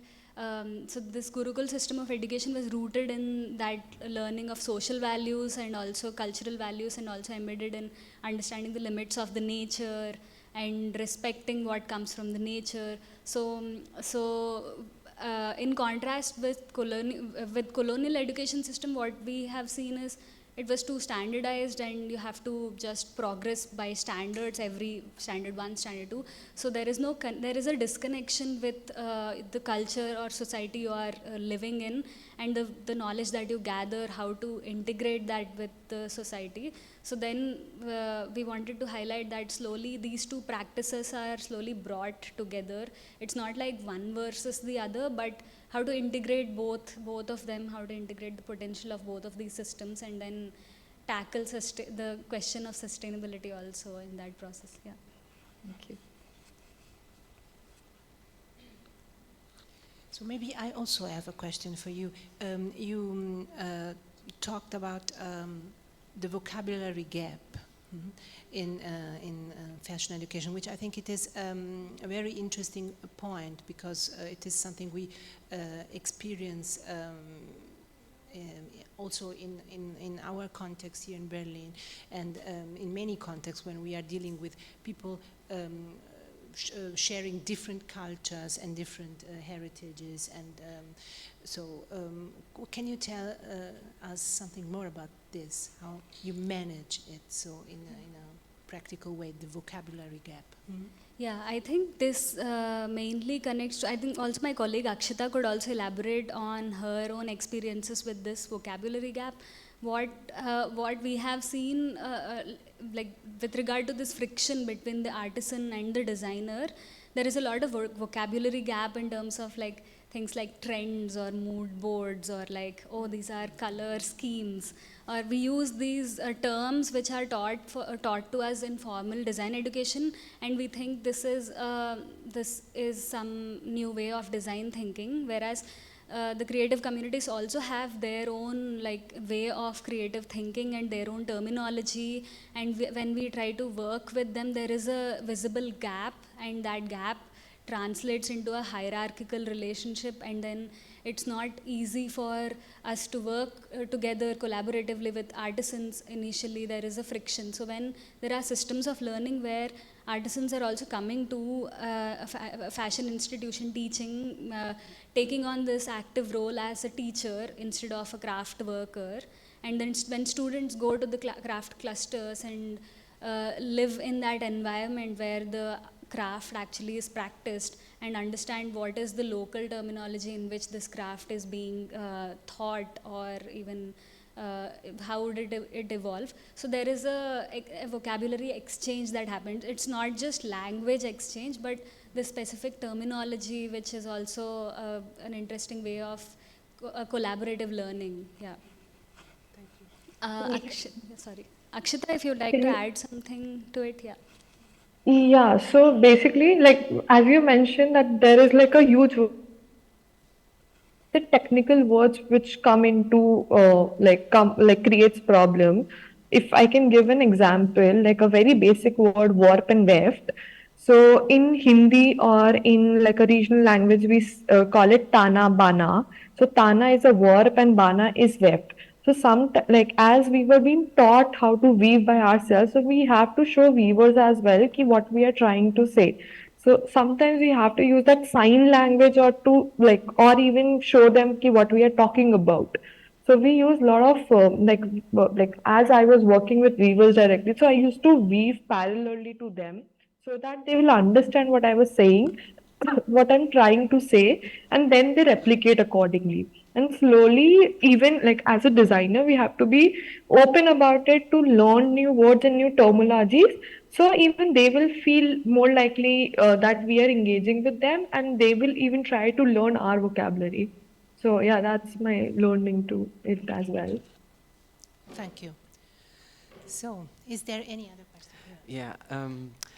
Thank you so much, everyone, for your beautiful presentations. It was really wonderful and touching, and giving so much hope as well for all of us. I particularly have I mean, it's not really a question; it's a comment on the research and the work of Marie-Geneviève Cyr, especially on the work of your student Yatunde, which I found fascinating, and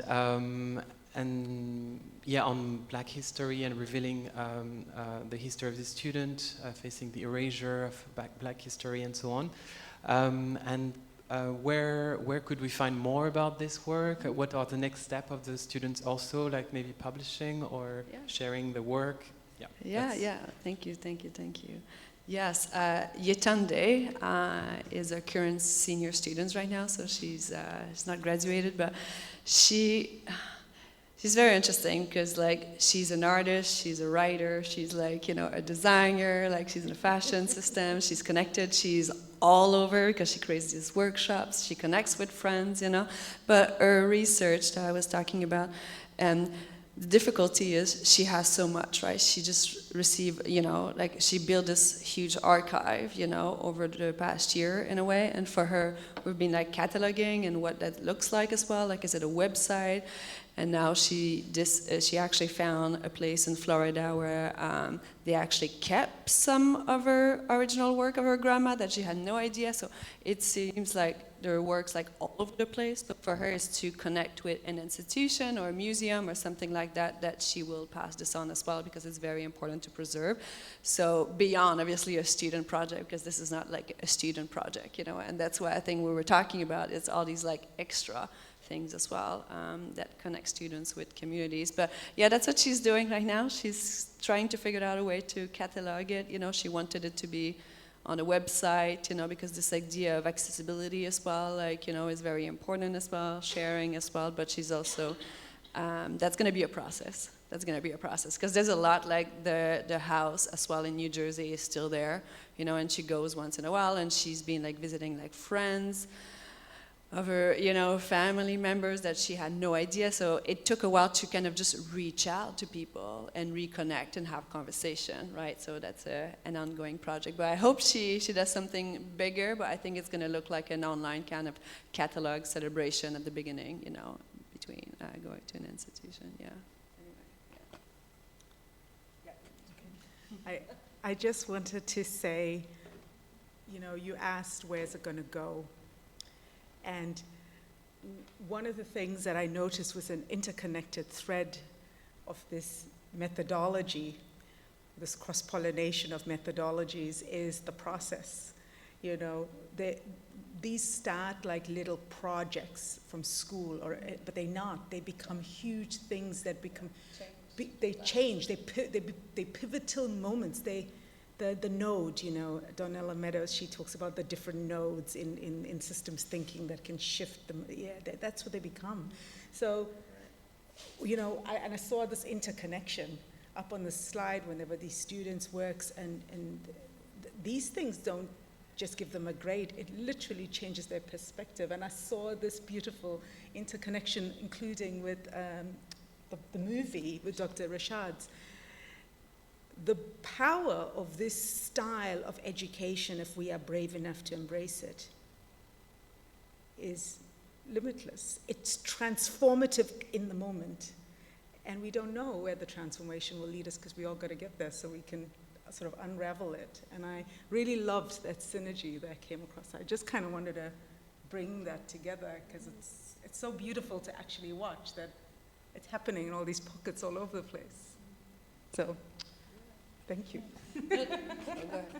Another thing as well that I saw as well around is, I've been thinking quite a lot, because I'm in an incredibly privileged place in New York City at Parsons that is expensive, that is a privileged university, and it's international.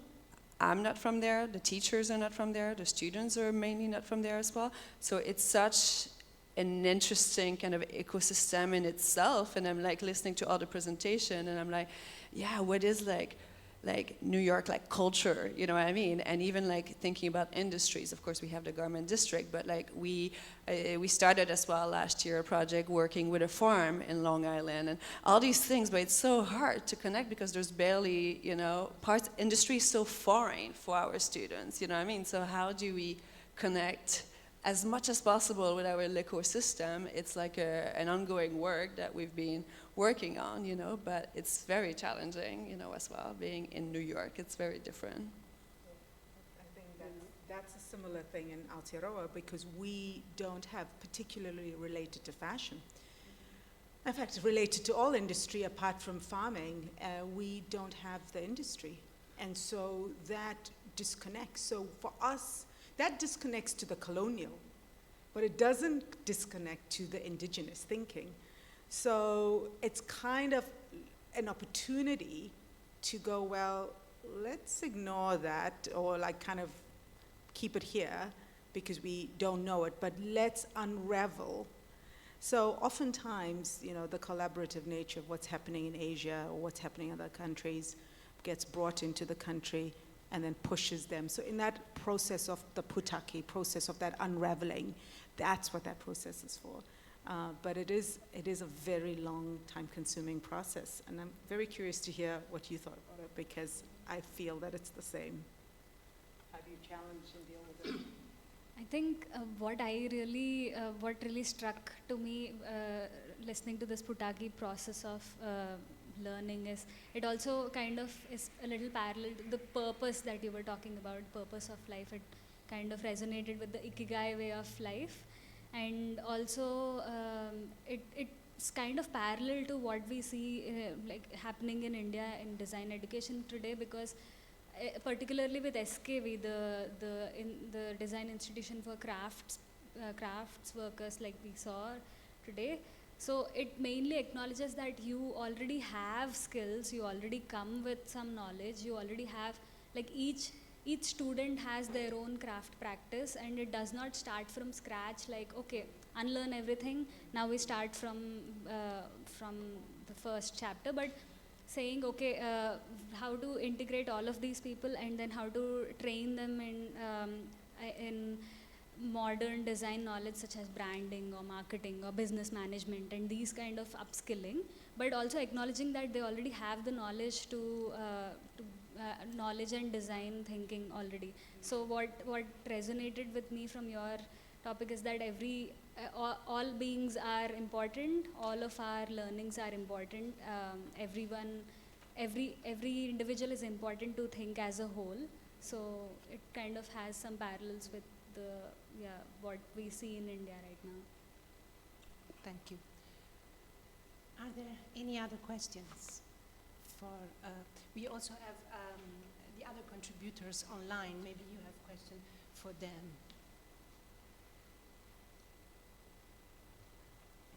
No? Otherwise, I have a last question, if you allow, and then we can go for the lunch. We talked about institutionalizing new paradigms, and you showed us different examples about this. How do you? What is your feeling about implementing this, making this? Is this a hard thing to do? It is a hard process, or your experience are?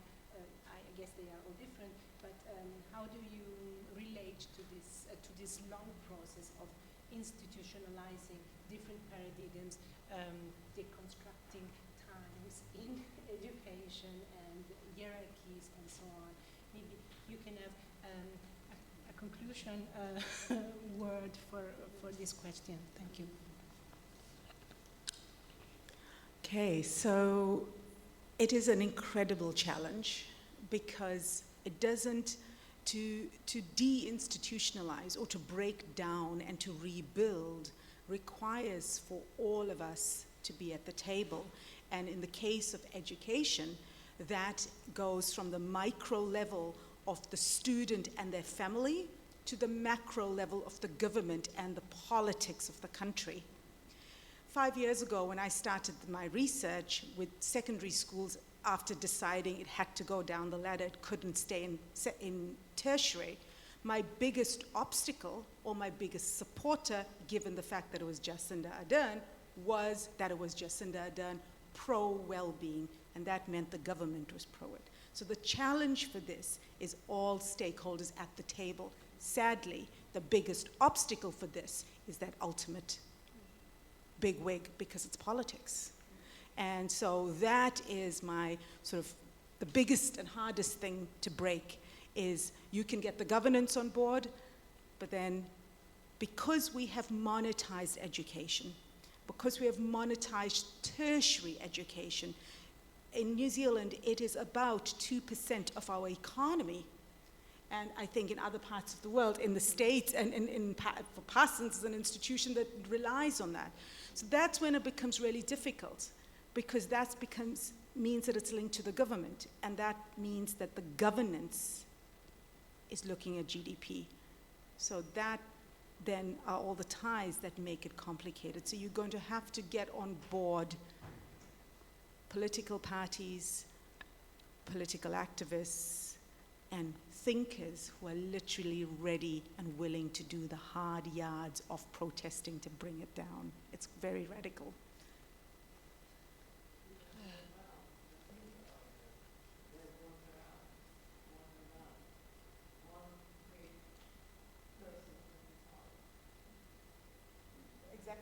Exactly. That's the point. Just keep continuing. Yeah, yes, this is very, very, very, very challenging. Like, I feel my work every day is to go to war. That's my job at Parson, is to fight. I'm just gonna say it every single day for everything. For us, we're a huge machine, Parson. We're a big brand. Our program, the program I lead, is the money making for the entire university. We have like a little bit over 800 students just in the program I lead. So I lead with, 800 or 900 now. I don't know, who knows what enrollment is at the moment. So every single time we want to change something, it's extremely challenging, and we have to go through accreditation and all of it. But recently, there's always like loopholes, right, everywhere. So thinking about accreditation right now in my team, we're looking as an example at like how can we create just like one credit course for mentoring and volunteering for students. You know what I mean? It's like just a small thing, right? But like how you can play around, you know? You're still fighting, but there are ways. I feel there are always a little loophole, right? And there are always like new ways, like I talk about as well, about putting education somewhere else and like try to, anyway, students-led workshop and all these things, as well, that, you can just not tell anyone that you're doing within your program, because it's for the good for the students, and it connects them, and community building is like center to everything we do, especially after COVID, return to campus, and students from all around the world coming back as well to campus in New York City. That was really, really important to connect together as well. So we have to create all these opportunities for them to reconnect as well, but outside the university and life and their purpose and all of it as well, But yeah, I think you can be creative and with loopholes. Yeah. Right. I'm with you. You've got to find the loopholes. Yeah. I think I'll just shortly wrap up. I think both of you, from educators' point of view, I think you made really good points. What I could add is that, so today we spoke about 3 different institutions in India. So from a student's perspective, we also saw from the time I graduated in 2015 until now, this institute has also brought in a lot of changes, and seeing how culture is slowly changing, and how to be more inclusive, or like how to connect the students with the resources and the textile economy around. So there has been a lot of that integration process already that has happened so far. What I could add is that today we have a lot of research also that is being done on the craft economy of India that is more accessible by everyone. So I think for students, it's also probably more crucial to understand what is their role after they graduate from this institution, to be aware of that whole research while they are within the institution, to have that integrated sort of like learning. So maybe that is something that will take a little longer. But already like a lot of new things are happening. I think Akshita could also talk a little more about the change that has happened in the fashion learning, fashion landscape in India in the last few years.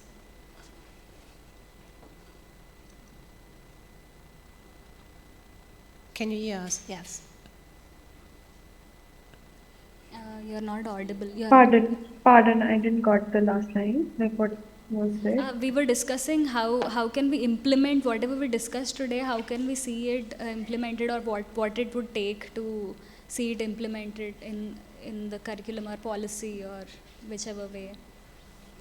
Honestly, in India, it is like right now like a, it's more like like it's a wave where a lot of artisans and designers are collaborating, and like the young institutes like NIFT, IICD, SKV, and Pole Jaipur, then a lot of more institutes are inviting artisans and curating their sessions so that even students and designers develop a sense of responsibility towards them, and even artisans feel comfortable to work with them, because there's like a lot of there's a big gap between there's a cultural gap as well. So I feel taking governance on board is a really good idea, where they can make policies for them, but it will take a while. Like it will take quite a time where they can come on board and make it a compulsion for all the institute to have such kind of courses in between. And we are like IICT is trying a lot and collaborating with National Institute as well to do it, and brands like Neela Jaipur and like Anokhi Museum. So these like they have demonstrations where they invite people who are not from design background or craft background, but a normal person who is from maybe engineering, but they have some interest towards craft and art handicrafts. So we invite artisans for workshops, and anyone can come and learn. So even that is helping to bridge the gap in between. I think that answers the thing. Thank you. You want to add something? I think one thing that we do, so I also teach a course in economics. So, and I think there I'm really stuck with, the GDP. So what I do is I frame the entire course as a history lesson. I frame the entire course as a history lesson. All assessments are purely for the purpose of the history lesson, even though the assessments have been localized and indigenized in the application of how we solve the problems. So you answer for what the requirements are, because we haven't been able to change those requirements yet, but you also then answer for a post-growth economy. And that's the new way of thinking. And so that's how I've been able to bridge the gap in an O2, so basically a pre-university economics class and a level 8 economics class in business, in university. History and then new ways of being. Thank you very much. So, any other question? No, I think no. I would like to thank you all for your contribution, also in the internet, in the World Wide Web. And thank you very much for being here, and enjoy the conference because it goes on in the afternoon and tomorrow. Thank you very much.